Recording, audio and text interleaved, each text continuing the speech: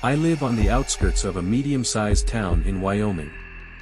The main reason I settled here was that owning a large piece of land is much more achievable than it is in most other states. My home is modest and small, but it's the perfect size for someone living alone. The events I'm about to recount took place 4 years ago, back in the spring of 2019. That particular spring was relentlessly rainy. It seemed as though the skies opened up nearly every day for an entire month. On one particular Sunday, I was off work and decided to spend the day relaxing at home. I lounged on my couch, flipping through channels and catching up on my favorite TV shows. At some point in the evening, probably around 6 or 7, I heard an unexpected knock at the door. With the rain pounding on the roof, the sound was faint, but it was just enough to catch my attention. When I opened the door, I was surprised to see a man standing there.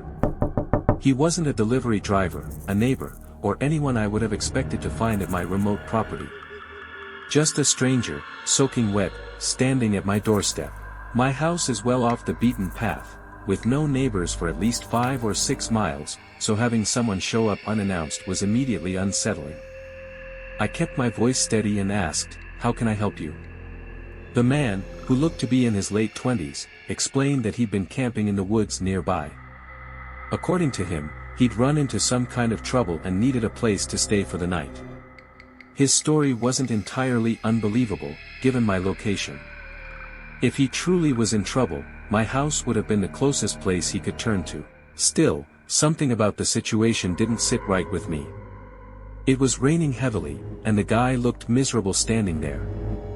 I felt sorry for him, but I couldn't ignore the potential risks of letting a complete stranger into my home. I offered him my phone so he could call someone to pick him up or give him a ride into town, but he declined. When I told him he couldn't stay, his demeanor shifted slightly. Without saying much else, he turned and started walking back down my dirt driveway.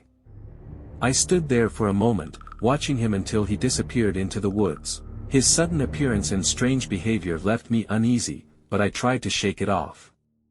Before long, I was back on the couch, focusing on the TV again. A couple of hours passed, and the night had grown darker. I wasn't keeping track of the time, but it must have been well past 9 p.m. when I noticed an orange glow coming from the window that overlooked my backyard. Curious, I got up and pulled back the curtain.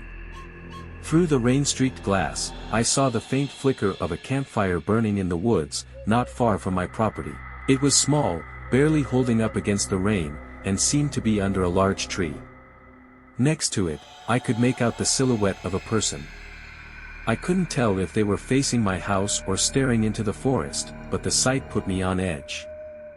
I quickly closed the curtain and decided to call the police. While the person wasn't directly threatening me, their presence so close to my house was unnerving.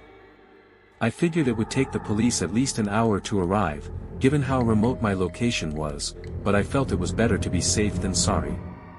After I hung up with the dispatcher, I checked the window again. The fire was still flickering faintly, but the figure was nowhere to be seen. That's when I heard the unmistakable sound of footsteps on the gravel outside. My heart started pounding as I rushed to another window to get a better view. I caught a glimpse of him, walking toward the house with something long and unmistakable in his hands, a hunting rifle.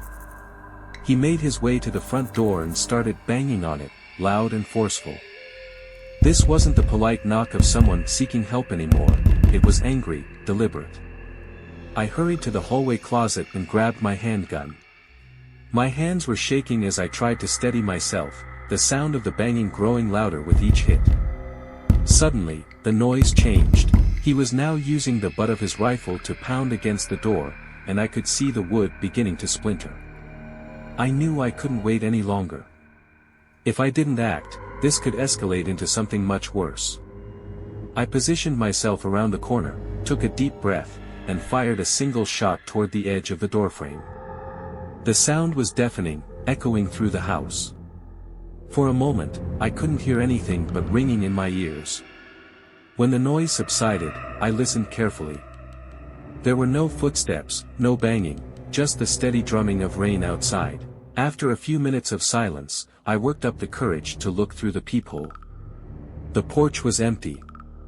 Outside, I could see muddy footprints leading away from the house, back toward the woods. It seemed the shot had scared him off. When the police finally arrived, they searched the area around the campfire and found something chilling, a buried duffel bag that had recently been dug up. Inside were items that pointed to something far more sinister than camping gear, a burglary kit, or perhaps even a murder kit. The officers told me that whoever this man was, he had likely been planning this for some time. The thought that he had been near my house, possibly more than once, was deeply unsettling. Why he chose my home remains a mystery, and the man himself was never identified. To this day, I still live in the same house, but not a day goes by that I don't think about that night. Every sound outside, every shadow near the edge of the woods, makes me wonder if he might come back.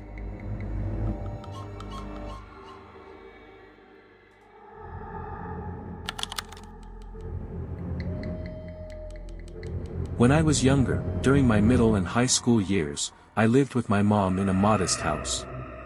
She worked an overnight job for most of those years, which meant I was often alone at home from around 8 p.m. until 4 a.m. This particular incident happened just a few months before I graduated from high school. It started off like any other night. At around 7:30, my mom said goodbye as she left for work. I settled in to play some video games, as I usually did to pass the time.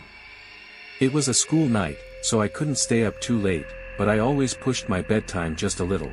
Around 11:30, I turned off my games and got ready for bed. Even then, I spent another hour on my phone before finally drifting off to sleep. Sometime later, I was startled awake by what sounded like a door closing downstairs. Groggy, I glanced at the clock by my bed. It was 3:30 a.m. My first thought was that my mom had come home early, which sometimes happened if her shift ended sooner than expected. I rolled over, trying to go back to sleep, but then I started hearing slow, deliberate footsteps moving around downstairs. At first, I didn't think much of it. I figured she was just getting something from the kitchen or tidying up before heading to bed. But the sound of those footsteps didn't stop. Normally, my mom would come straight upstairs after work to get ready for bed, but these steps were moving room to room, like someone methodically walking through the house. After a minute or two of listening, I began to feel uneasy. Something didn't feel right. The way the footsteps moved, pausing every so often, felt calculated. Slowly, it dawned on me that whoever was downstairs might not be my mom. Trying to stay calm, I got up and switched on the light in my room. The moment I did, the footsteps stopped. The silence that followed was unnerving.